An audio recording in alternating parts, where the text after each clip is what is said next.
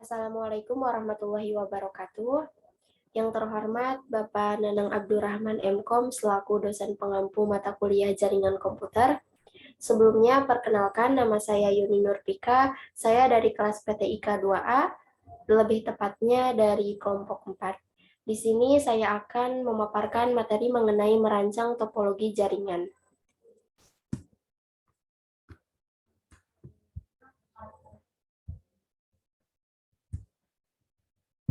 Pengetahuan dasar konsep desain jaringan.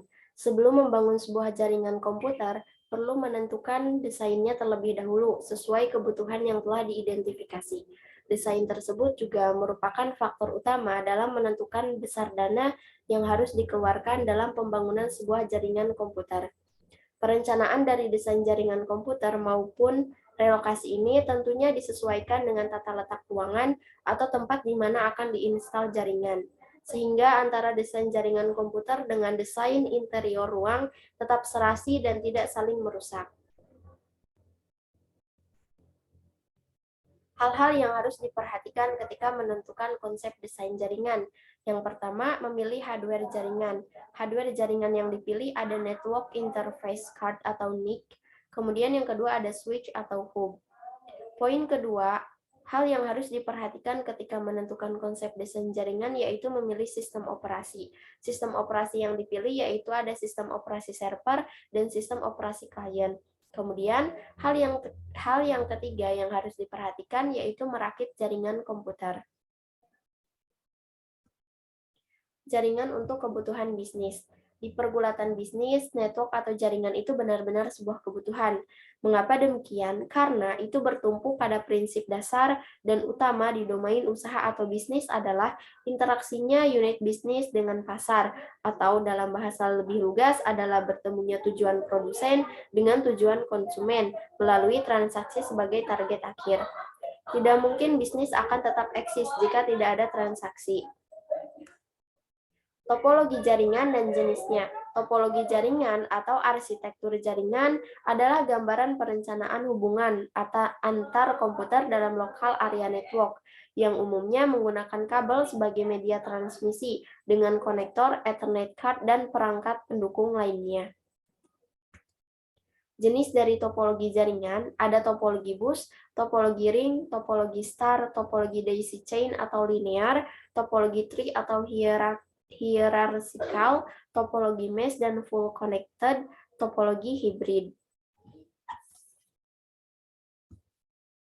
Pemilihan penggunaan sistem kabel atau wireless. Penggunaan sistem kabel. Dengan ditemukannya serat optikal dalam sistem kabel, maka terjadi pula perubahan yang signifikan terhadap sistem telekomunikasi. Serat optik yang dapat mempromosikan suara sebagai penghantar dianggap lebih efisien. Hal ini disebabkan bentuk serat optik yang lebih kecil, kualitas yang baik, dan daya tahan terhadap interferensi. Kemudian, untuk penggunaan sistem nirkabel atau wireless system, hampir sama dengan sistem kabel, wireless system juga membutuhkan suatu alat pemancar atau transmitter untuk memancarkan sinyal atau materi komunikasinya. Tetapi dengan jenis dan sistem perangkat elektronik yang berbeda, titik perbedaan lainnya yang kedudukannya penting dalam wireless system adalah penggunaan antena untuk propagasikan gelombang elektromagnetik yang bermuatan materi komunikasinya. Cara menghitung physical and financial constraint. Pengertian teori kendala atau theory of constraint. Manajemen constraint atau lebih dikenal dengan theory of constraint atau TOC merupakan salah satu teori dalam ilmu manajemen bisnis untuk mencapai laba melalui identifikasi kendala yang dialami oleh perusahaan dan kemudian mencari solusi untuk mengatasi hambatan tersebut.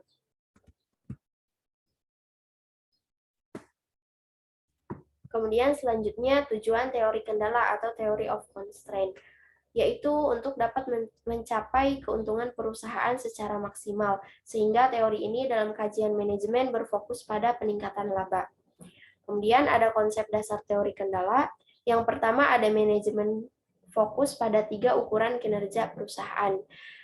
3 ukuran kinerja perusahaannya yaitu meliputi ada throughput, persediaan biaya, dan operasional. Kemudian, konsep dasar teori kendala yang kedua, mengurangi persediaan untuk produk yang lebih baik. Yang ketiga, harga lebih rendah dengan menurunkan biaya operasi. Kemudian yang keempat, yaitu respon yang lebih kompetitif. Tahapan dasar teori kendala atau teori of constraint. Yang pertama, mengidentifikasi kendala-kendala yang sedang dihadapi oleh perusahaan, baik kendala yang terjadi di dalam perusahaan maupun di luar itu. Yang kedua, memperbaiki kendala tersebut dengan menggunakan sumber daya yang ada.